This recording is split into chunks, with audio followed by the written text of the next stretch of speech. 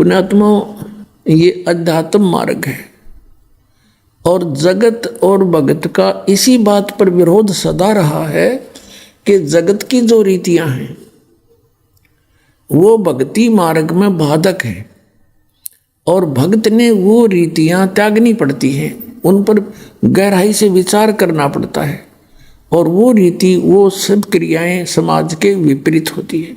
इसलिए समाज उस भक्त के साथ बहुत कुछ विरोध करता है, परेशानियां पैदा करता है। अब समाज तो ये मानता है कि जिसका संतान नहीं, पुत्र पुत्री नहीं है, विशेषकर तो पहले पुत्र ने संतान मान्या करते, पुत्री से 6 हो जाओ, नो क्या करना, पुत्र बिना भी के जीना, ऐसा इंजेक्शन ला रखे थे। अब संत मार्ग जो परमात्मा का विधान है उसके अनुसार, क्योंकि हमने मोक्ष चाहिए और संतान कैसे होता है, परमात्मा कहते हैं जैसे एक समय सुखदेव ऋषि माँ के गर्भ में 12 वर्ष तक रहा और उसको ये ज्ञान हो गया कि बाहर आते ही ये तीनों गुण, रजगुण ब्रह्मा, सतगुण विष्णु, तमगुण शिव जी का जो प्रभाव है हमें अचेत कर देता है और हम भूल जाते हैं हम कौन हैं, के उद्देश्य लेकर आए थे। तो इसलिए 12 वर्ष तक माँ के गर्भ से बाहर नहीं आया। फिर जब वो बाहर आया, पहले सूक्ष्म रूप था, बाहर आते ही एकदम 12 वर्ष के बच्चे जितना रूप बन गया और अपनी ओर नाल को कमर पर डाल लिया और चलने लगा। वो व्यास की, उसके पिता का नाम वेद व्यास था और वो उठकर जब चला तो व्यास जी ने कहा, बेटा मुझे सूरत तो दिखा दे। अरे कहाँ चला चतभंग, 12 वर्ष बाट देखी, तेरी इंतजार करी, पुत्र होगा, खुशी मनाऊंगा, गुण गाऊंगा भगवान के, और तू एक बार मेरे सीने से लग जा, मेरा कलेजा ठंड पै जाएगी। तो सुखदेव ऋषि ने देखा नहीं उसकी तरफ और ऐसा पीछा मुँह किए हुए कहने लगा, ऋषि जी ना जाने कितनी बार तू मेरा पिता हो लिया और ना मेरा कितनी बार मैं तेरा बाप हो लिया। ये तो बूढ़ा बेगन है, मेरा पीछा छूटने दे। अब मैं तेरी तरफ इसलिए नहीं देखना चाहता कहीं मेरी भी ममता तेरे में ना हो जाए और फिर बात बिगड़ जाए, यह तो बूढ़ी बुरी आग है। तो सुखदेव ने कहा था, एक लेवा एक देवा दूतम, ऋषि जी को किसी का पिता नहीं पूतम। ये तो ऋण संबंध जुड़ा एक ठाठा, अंश में सब 12 बाटा। इतना कहकर आकाश में उड़ गया। अपने आत्मा परमात्मा कहते हैं कि तुम्हारे ये संयोग संस्कार पिता पुत्र का, पुत्री का, संतान का, जैसा रिश्तेदारी का, ये पिछले उलझ पुलझ हैं आपके, कोई लेन देन उलझ रहा है। अब जैसे बहुत से प्रमाण देने पड़ते हैं एक कंसेप्ट को क्लियर करने के लिए, नहीं तो अब बात कति गले नहीं उतरे, इतना उलझा दिया काल ने। एक व्यक्ति था, उसको एक पुत्र प्राप्त हुआ, उसकी पत्नी की मृत्यु होगी। दूसरा विवाह कराया तो 10-12 वर्ष के बाद तो एक पुत्र की प्राप्ति होते ही वह पत्नी भी मर गई, आप भी मर गया। और बड़े भाई का विवाह हो चुका था, यानी बड़े लड़के का विवाह हो चुका था। अब वो 2 भाई थे, एक तो पहले वाली माता का, पिता एक का, और दूसरा दूसरी माता का। माता रही नहीं, पिता रहे नहीं। अब कुछ दिनों के बाद क्या हुआ, वो छोटा लड़का रोगी हो गया और बड़े का विवाह हो चुका था। उसका कुछ ट्रीटमेंट उन्होंने कराया, राहत कुछ मिली नहीं।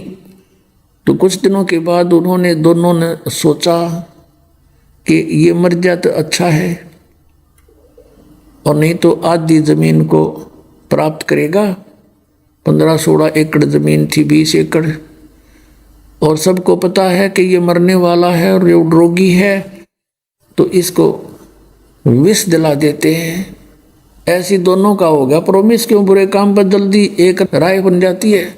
उसने किसी डॉक्टर से सलाह की, डॉक्टर ने कहा इतने पैसे लूँगा, मैं कर दूँगा काम। उसने इंजेक्शन लगा दिया विष का,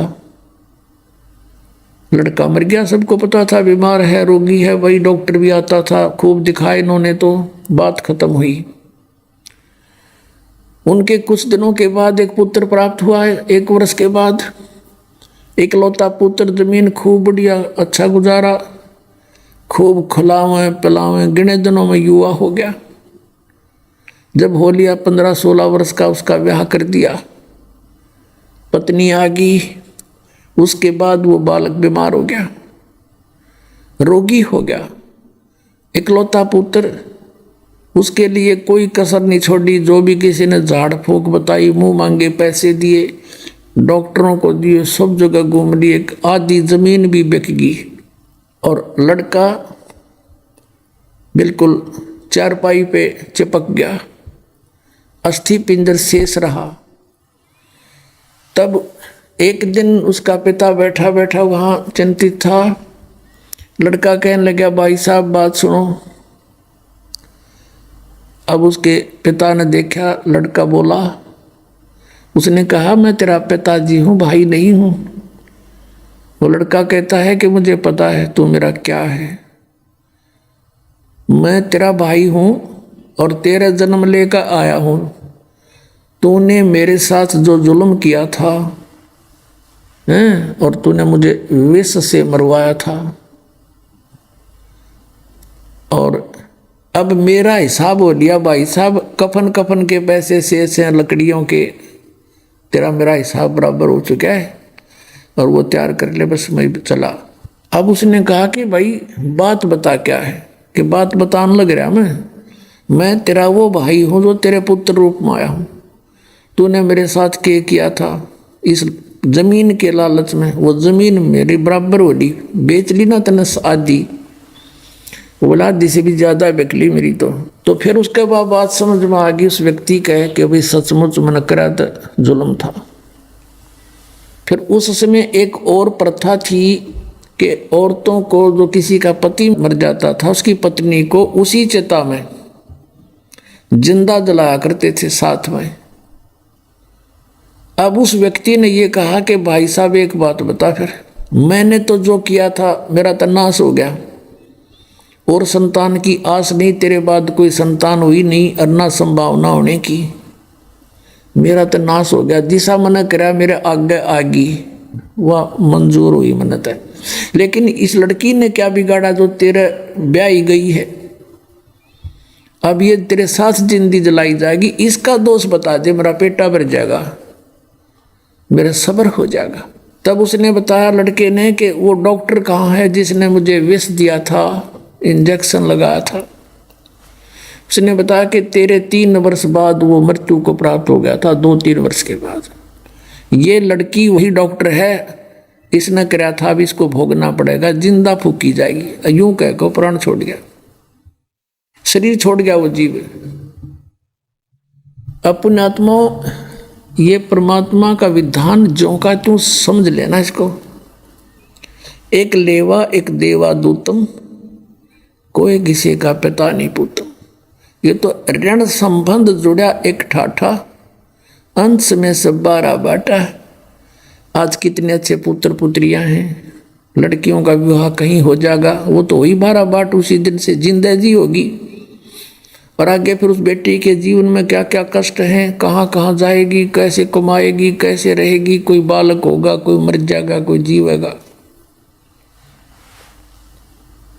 और फिर मृत्यु के उपरांत पिता कहीं जन्म लेगा, कोई पशु बनेगा या पक्षी बनेगा, पुत्र का कहीं संस्कार होगा, वहां चला जाएगा। हो गए सारे 12 बाट, यानी अलग अलग रास्ते। तो जिनके संतान नहीं है उनका ईब संस्कार समाप्त हो चुके हैं, और उनको ये भक्ति मार्ग मिल जाए, ये मंत्र मिल जाए, उनका तो फाइनल गेम है, वो बहुत आसानी से पार हो सकते हैं।